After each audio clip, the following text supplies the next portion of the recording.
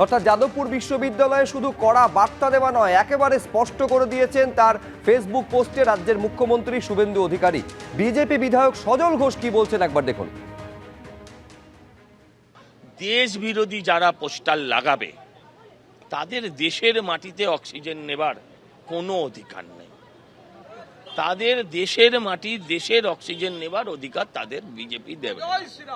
যেখানে পাবে তাদের এই আরশোলা, উইপোকা, ছাড়পোকাদের যা ব্যবস্থা করতে হয় তারা করবে। এই বিষয়ে কোনো দ্বিধাদ্বন্দ্ব নেই। আপনি জানতে চান আরো ক্ল্যারিফিকেশন কিভাবে করবে? বেগন না পেলে প্যারাগন দিয়ে করবে, কিন্তু ছাড়বে না। দেশ বিরোধী লোক, আপনি আমার বিরোধী হন, আপনি মোদী বিরোধী হন, ঠিক আছে, ওটা তো গণতান্ত্রিক অঙ্গ। হ্যাঁ, তাই বলে মোদী বিরোধী হতে গেলে আবার যদি সিলেকা হয়ে যায়, সেটা হওয়া যায়। প্রায় ঘন্টাখানে কথা হয়েছে রেজিস্ট্রারের অফিসে পুলিশের সঙ্গে, এইটা সূত্র মারফত জানা যাচ্ছে। শুধু তাই নয়, এই যে ফুটেজ গত দুদিনে অর্থাৎ 19 তারিখ এবং 20 তারিখে যে তাণ্ডবের ঘটনা ঘটেছিল, সেই সংক্রান্ত ফুটেজ পুলিশ বিশ্ববিদ্যালয় কর্তৃপক্ষের থেকে চেয়েছে, যেমনটা ভারপ্রাপ্ত রেজিস্ট্রার জানালেন। পুলিশ কি বলছেন আসুন একবার দেখি। I am not the appropriate authority. আমাদের superiors আছেন, তাদের সঙ্গে আপনারা কথা বলুন। মুখ্যমন্ত্রী একটা পোস্ট করেছিলেন। Please sir, I am concerned to my work. আমরা সব রিকুয়েশন দিয়েছি, রেজিস্ট্রারের সঙ্গে কথা বলা হয়েছে।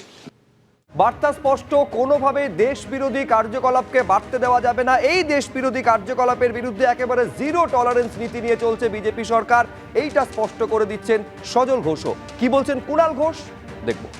আমরা যদি কোনো শিক্ষা প্রতিষ্ঠানে কেউ দেশ বিরোধী, কোনটা দেশ বিরোধী সেটাও খতিয়ে দেখে নিতে হবে। দুম করে একটা তো কাউকে দেশ বিরোধী তকমা লাগে।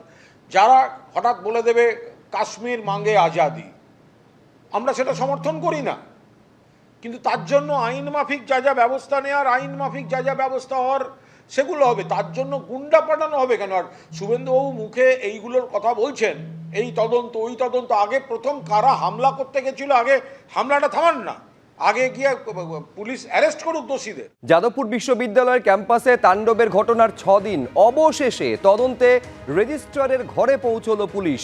যাদবপুর বিশ্ববিদ্যালয়ের রেজিস্ট্রারের সঙ্গে ঘণ্টাখানেক পুলিশের কথা হয়েছে। ক্যাম্পাসের বিধি সংক্রান্ত 3টি বিজ্ঞপ্তি পুলিশ নিয়েছে বলে বিশ্ববিদ্যালয় সূত্রে খবর। ক্যাম্পাসে বৈঠকের আগে থেকে এমব্লেম ভাঙার পর পর্যন্ত দুদিনের সিসি ফুটেজ চেয়েছে পুলিশ। জিজ্ঞাসাবাদ করা হতে পারে যাদবপুর বিশ্ববিদ্যালয়ের ক্যাম্পাসের নিরাপত্তা রক্ষীদের। যাদবপুরে ক্যাম্পাসে তাণ্ডবের ঘটনার 6 দিন, কিন্তু এখনো পর্যন্ত তদন্ত শুরু হলেও গ্রেফতারি শূন্য।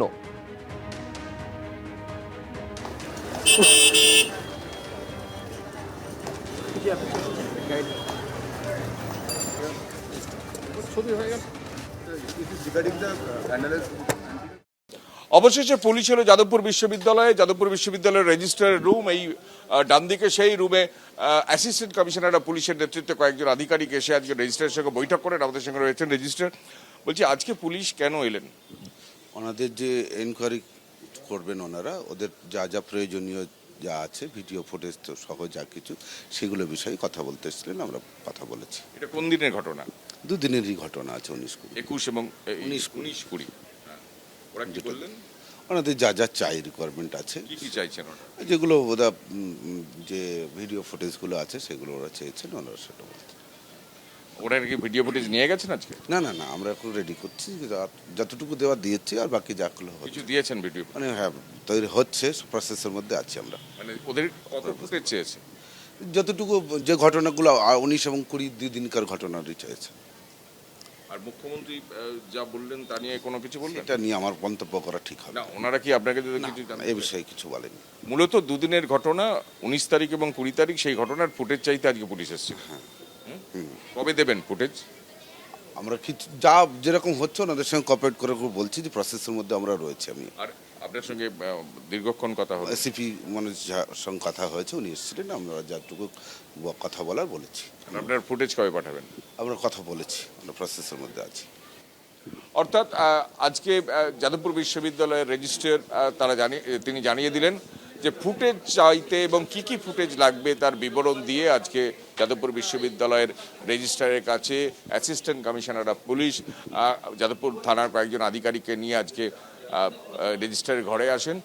প্রায় ঘণ্টাখানেক তারা বৈঠক করেন এবং বৈঠক করার পর তারা ফিরে গেছেন এবং তদন্তের স্বার্থে তারা বিশদে বলতে না চাইলেও তারা যেটা স্পষ্ট করছেন বা যেটা সূত্র মারফত জানা যাচ্ছে যে 19 তারিখ এবং 20 তারিখ অর্থাৎ বুধবার রাতে এবং বৃহস্পতিবার যে ঘটনা ঘটেছে যাদবপুর বিশ্ববিদ্যালয়ে তার যাবতীয় ফুটেজ তারা কর্তৃপক্ষের কাছে চেয়েছেন এবং সেই কর্তৃপক্ষ ফুটেজ তৈরি করেছেন এবং তদন্তের জন্য রেজিস্ট্রারের সঙ্গে বিশদে তারা আলোচনা করেছে।